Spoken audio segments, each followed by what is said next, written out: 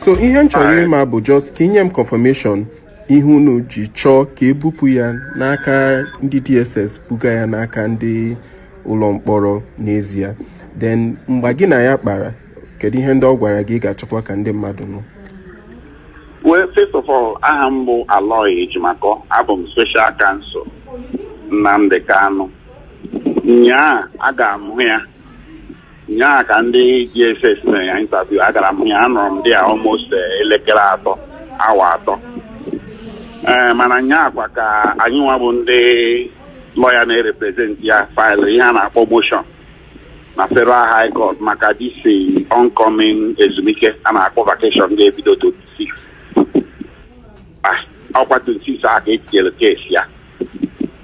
Ha ga vacation ọkwa September ka ha ga-alọta. So I feel na ihe gbasalụ ọdịnamma ya health ya agaghị anọ na advantage ya. O nwere ike get worse. Ewu na-echebe mgbe court ga-alọta vacation na September. So I find ihe a na-akpọ motion ga-ebudata ege nya ntị ka judge ga-enya ntị before to decide ihe gbasara ihe health ya. Ọ ya bụ ebe echiwe sị ka mama ga-transfer ya from DSS detention to the ebe ọ ga-enwe more access to better medical care and more access to family ya na ndị lawyer ya ịjakwa ahụ ya.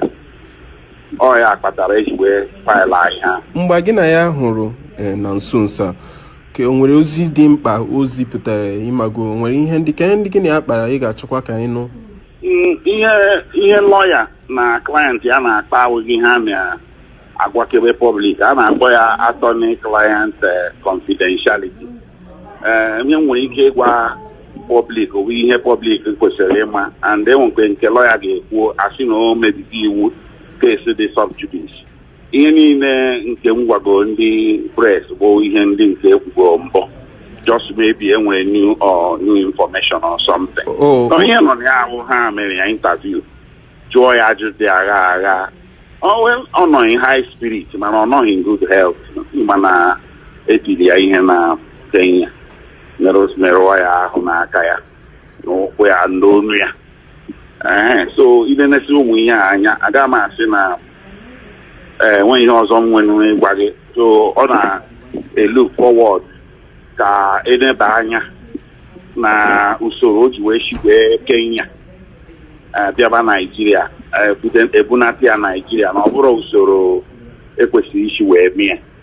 Na before ihe a na-asị na ya jọmpụ bel na ya jọmpụrụ bel na ya na-enekwa iwu n'anya ka jọji ya faịlụ go before wee na-akọwa ihe menụ o ji ga-abịa trial ya na ihe menụ o ji wee hapụ Naijiria nọọ mgbagbu abịara ịgbagbu ya na-ekwesịrị ige ya ntị na nke ahụ before ejewe trial. Dị na egekwe ya ntị na ihe ọ na-akọwa na otu esi wakpo ya na Nairobi abụrụ otu iwu Kenya si wee kwu and iwu mba niile ibi na iwu Naijiria na-esi otu aha wakpo mmadụ na a ga-ebugoro ụzọ jee court n'obodo ahụ nwetagoro ọda nke a na-akpọ extradition order or extradition warrant before a na-eme ya mwakpo.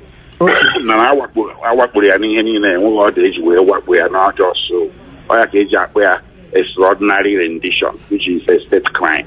Ka ahụike ya na-agbadata onwego dọkịta hụrụ ya ịmago kịta ka ndị dọkịta DSS kpọtara ha hụrụ ya wee kwuo na heart ya emege enlarge na ọ na-eme enlarge ya na ọ na-aza up to 13% otu esikwu ya.